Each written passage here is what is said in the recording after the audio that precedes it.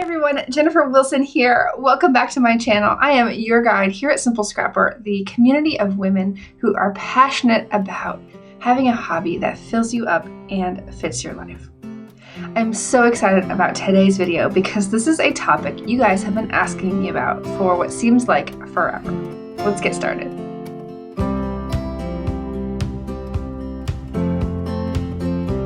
Today, we're going to talk about micro kits. Now, a micro kit is a term that I completely made up, but it's something that we've been talking about for several years now here in the community. And what it is a single small collection of supplies for one layout. Now, this could be a one-page or a two-page layout, but it's a really, really small, tidy, compact selection of supplies that also includes your photos, and it can include sketches, and we'll get into that in a minute. So a micro kit is something that I always recommend that scrapbookers use to get started with their scrapbooking. When you have that burst of creative energy, I don't want you to get stuck in that process of selecting supplies to use. So what's in a micro kit? Let me change the video angle and I will show you exactly what I use. All right, I'm going to put together a micro kit for this particular photo. Now, this is a photo that I've had in a page protector for a little while now. That's how I like to sometimes organize photos that I want to scrapbook, particularly if I have other things to go with them. And this was from when my daughter was quite little, as you can see. And I took some notes for Week in the Life. I got a little bit Monday, Tuesday, Wednesday, and a little bit on Thursday. That's all I could do and muster at that time of the year, but I'm so glad that I have these notes because they're going to inform the journaling for this page. I think I'm probably going to do a 2-page spread, but I'm not sure. It just depends on how it all comes together. So I'm going to pull things for a 2-page spread. And yeah, that's a lot for one photo, but I know that I have a lot of journaling. I'm not planning right now on incorporating these particular pages as is, but I will leave open that possibility. I can see maybe even cutting out some of those excerpts as my journaling and putting those on the layout. So again, the purpose of a micro kit here is to start with what is your photo, what is your story, what's your purpose here, and start gathering supplies so that then you can sit down in another session and create your layout. You don't have to do all that thinking and figuring out. You can just dive right in. So I know this is what I'm doing. We're focusing on a week in the life type theme, definitely a baby focused theme as well, with a lot of these, muted type colors. We've got some purples, pinks, yellows, and some turquoise in there too. So I think this one's going to be really fun. So the first thing I do when I'm putting together a micro kit after this stage here is to select my cardstock. So I've got 2 pages of craft cardstock here that we're going to get started with. I'm going to pull my photo up here so we can just keep that in mind.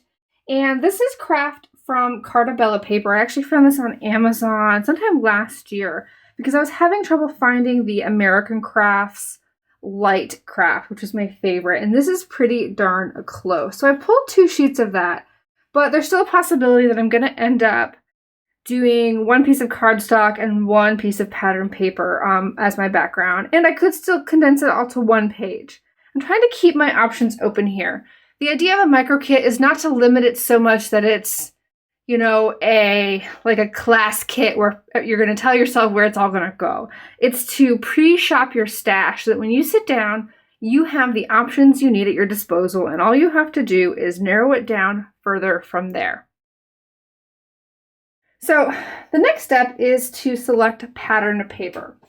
And so what I've done is I have pulled out my Dear Lizzie file. I use these Cropper Hopper folders in vertical storage on my shelves, and I knew that Dear Lizzie would have colors and motifs that would go with my objective here, that would go with this baby photo and the colors, as well as some of the more kind of delicate patterns. So I'm going to thumb through here. All right, the first thing I found is this lemon paper. It immediately caught my eye because of the yellow bunny my daughter's holding. And then we'll see what else will go with that. I like to always choose a multicolored pattern papers. This one has a little bit of yellow and green. Sometimes I'll often choose a more complex one, but I don't seem to have a lot of these in this stash because I'm trying to audition each each piece of pattern paper with not only the photo, but the first pattern paper I chose. So I'm tentatively liking these blue flowers or these aqua dots. I actually like that even more, but I can keep the blue flowers. Maybe this pink stripe is really pretty. The aqua cameras.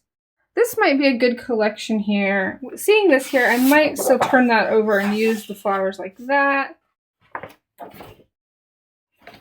I'm not sure, but I feel really good about that. This particular pink feels really good too. I actually like that a little bit better than I like the stripes. Just because that photo already has a lot of stripes in it, and I think it might clash a little bit.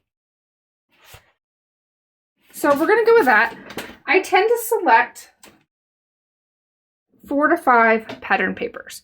I don't like to select more than that because unless I have a particular design angle that I'm going for where I know I need a lot of different patterns, I think 3 to 5 tends to be the sweet spot. I've selected 4 here, and I do have that option of that dot on the back. Got another floral here that has some gray. I might choose some of that. I don't know about the black. And then we got over here, probably not the navy because as I said before, the stripes weren't working really well for me. All right, so we've got some patterns here. It's a good place to start. We've got cardstock and we've got pattern paper. That's really the foundation. That's really where you need to start. And I know that some folks struggle with coordinating these pattern papers.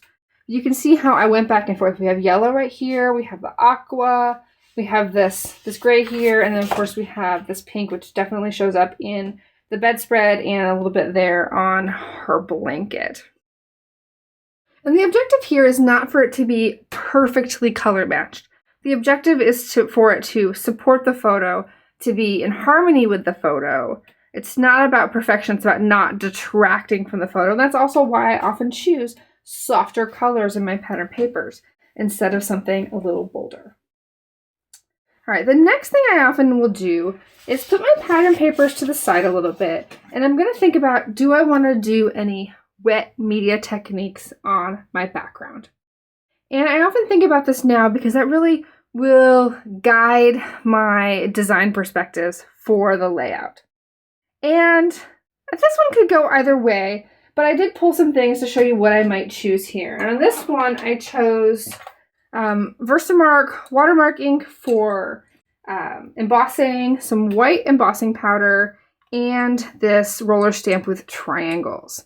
I just thought this might make a really subtle background on part of the layout. It might be a good way to connect the 2 pages together and just a way to bring it all together and also add a little fun to the process. So put that aside for a second here. The next thing that I will choose when it comes to a micro kit are flat embellishments. And these tend to be more so die cut pieces. In the past, I used a lot of doilies. I'm not really into doilies these days, but this is where I'm going to turn to die cuts, and often these go underneath the photo, underneath pattern paper. They often have more rounded edges, and so they really kind of bring things together. I also picked this tag that has the numbers on it because we're doing the week in the life theme. Anytime we can bring in numbers there, punch that little hole out there. I thought that might make a fun addition. I don't know if I'll end up using it, but it's something that I saw when I was gathering my items. So I always start with the flattest and largest pieces and then work thicker and smaller. So then I'm going to look for mid-size embellishments. And these tend to be chipboard stickers, which are some of my favorites. These are from Ali Edwards. I will often turn to these first before I look for other chipboard. And that also could be other types of stickers. I pulled these, and these are just American Craft stickers. And I believe these were from a Maggie Holmes line. I think Bloom, maybe. And so I thought these went well with the color scheme. These went pretty well together. And I was just feeling really good about that. Particularly the pops of yellow I thought would be fun. Next up, I will choose small embellishments. These could be small little stickers, little pieces of word art. And so I found these Studio Calico word stickers from quite a few years ago in the same pink that you see throughout here. Some of this is more of a summer themed collection, but there's many here that would fit. She's a thinker. I wish my eyes could take photos. You're a gem. So these are really cute. And then I found these stickers that clearly were for Project Life or Week in the Life in the past. And I thought that would fit really well. And I'll tell you a little bit later about how I'm thinking of using those. So that's, again, the small stickers. This is also where I would choose enamel dots, just sequins, cork or wood pieces, any kind of little tiny embellishments is when I choose last here in this kind of embellishment section. Then I will go to letter stickers. And most often I will pick a large and a small. I don't always use both. But I picked this wood pattern here. I thought that was just really neutral. I didn't want anything to detract too much from the soft colors. And then I also picked these pale pink numbers. And again, I'm not quite sure how I want to use those. But I really liked how everything was coming together. And as you add items to your micro kit, you can see what fits and what doesn't. All right, so for example, this darker red here, probably won't use it, but I'll use the light pink or the gray or the yellow maybe, but the darker red, it doesn't go as well. So your eye will gradually see what goes and what doesn't. Same for this bright red here. So we know we have the aqua and the yellow and the pinks, which do go. So it's about this kind of mental picture of what's the color scheme you're working with and identifying what fits and what really doesn't. All right, we're getting close to the end here. The last two items, the first one are journaling cards or journaling spots. And this is where I might pull a Project Life card or a round or semicircle journaling spot. But for this particular layout, what I've decided to do is I'm actually going to use these stickers to mark my lines of journaling. And so I will put these directly on the background most likely and draw lines. Or if I do end up using some of these, they would mark the beginning of that section. So I thought they might fit perfectly for that time section. And so I'm excited to use that. And then the final thing I would choose would be a stamp set. And so for this one, I choose an Allie Edwards stamp set from her story kits. I think this is from the Magic collection. And this just one, I flipped through very quickly and just pulled the first one that really captured my heart as it related to this particular story. I'm looking at the photo, thinking about the photo, and then what stands out. There's always going to be sentiments that fit, particularly with Allie Edwards products, but with so many of the products today, there's always going to be something that fits. And so I don't work too hard at finding the absolute perfect thing. I just go with my gut and choose one. So there we have the stamps. I don't necessarily pull an ink pad unless I know I'm going to use a color, and then I will pull that from my stash. I do keep my black ink directly on my desk, so that's close at hand. Micro kits are helping so many of our members simplify their hobbies. They're getting more done and having more fun in the process. If you like this video, I hope you subscribe so that you can be the first to know when we release a brand new video here at Simple Scrapper. Have a great week.